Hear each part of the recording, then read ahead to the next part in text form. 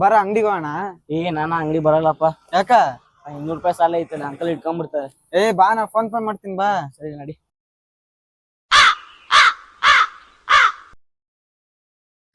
ಗಣೇಶ ಎಲ್ಲಪ್ಪ 200 ರೂಪಾಯಿ ಕೊಡ್ಬೇಕಾ? ಕೊಡ ಇಲ್ಲ ಕಾಸ. ನಿಂಗೆ ಹೇಳಿನಿಲ್ಲ ಅಲ್ಲೇ ನಾನು ಮಾತಲ್ಲಿ ಕೇಳ್ತೀನಿ. ಇರ್ಮಚ್ಚ, ನಾನು ಹಾಕ್ತೀನಿ.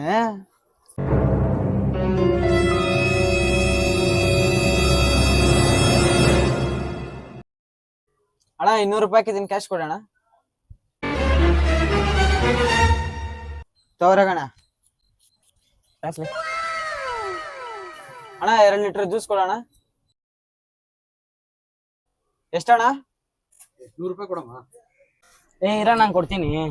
ಇರೋ ನೀನು ಫೋನ್ ಕೊಡ ಸ್ವಲ್ಪ. ನೋಡ, 200 ರೂಪಾಯಿ ಕ್ಲಿಯರ್ ಆಗಿದೆ. ಇನ್ನ 100 ರೂಪಾಯಿ ನಾನು ಕೊಡ್ಬೇಕು.